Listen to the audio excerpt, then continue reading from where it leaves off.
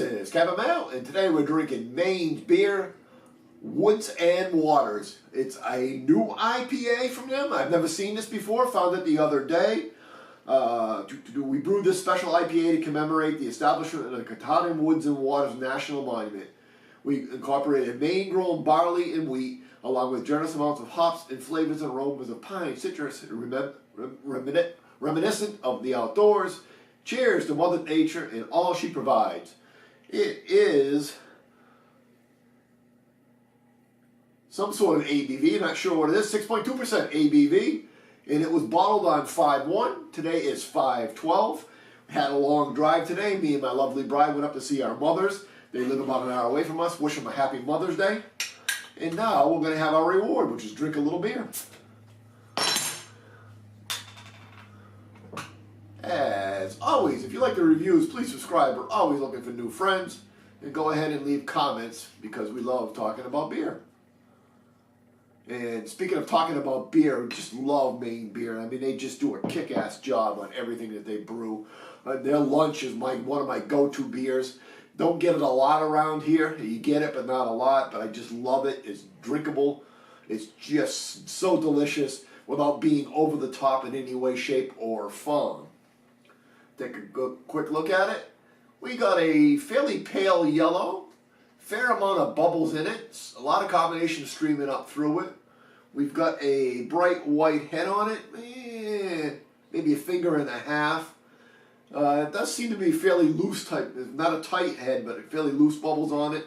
Again, it's not overly alcohol, so I'm not expecting a lot of alcohol lacing on it, 6.2%. Aroma-wise,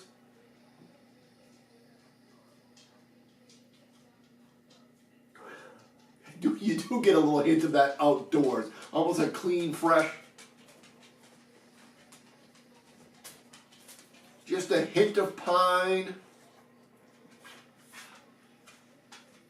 hint of fresh cut grass.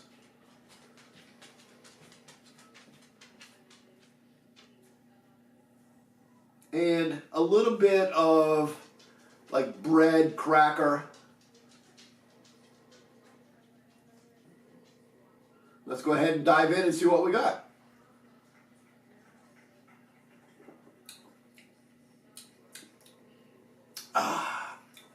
We got a happy reviewer. Very happy reviewer. This is a phenomenal beer in the sense that you just want to drink it. You know, it's not over the top flavor-wise. You know, we get some of these big, bold beers that we're getting bombarded with these days. It doesn't go to that extreme. It just hits all the tasting notes that you want. It makes you want to go back and have another taste. Right up front, you got that nice malt taste. It's like saltine, white bread. Just exactly what you'd expect on it.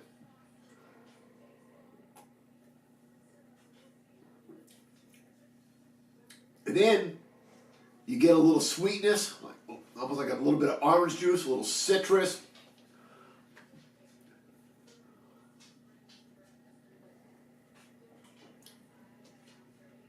You get a hint of the pine, not a lot, just a hint of the pine at the back end. Definitely, like I said, that sweetness, and I'm calling it orange juice. Overall, it does finish a little dry. You get that resin coating in the back of the tongue. Bitterness-wise, it would be middle of the road. There is enough bitterness in there that you know it, but it's not killing you. It's just, like I said, it's a really good, sippable, drinkable beer.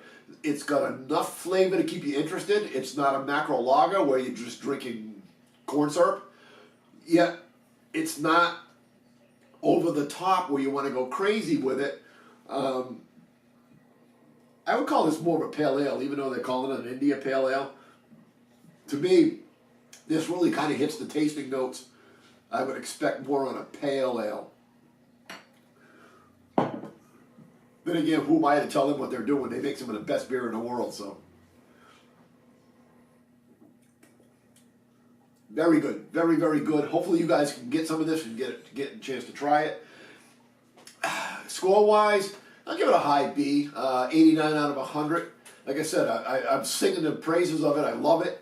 I would buy it and drink it more often. If I could find it out on a draft, I would love that too. But again, there's got to be room for better beer, and there is some better beer in the world. I would rate their dinner higher than this. What's the other one that I've had that I've really loved by them? I can't remember. Another Beautiful Day, maybe? But there was another one of their beers that I used to really like. So, anyway, till next time, keep drinking.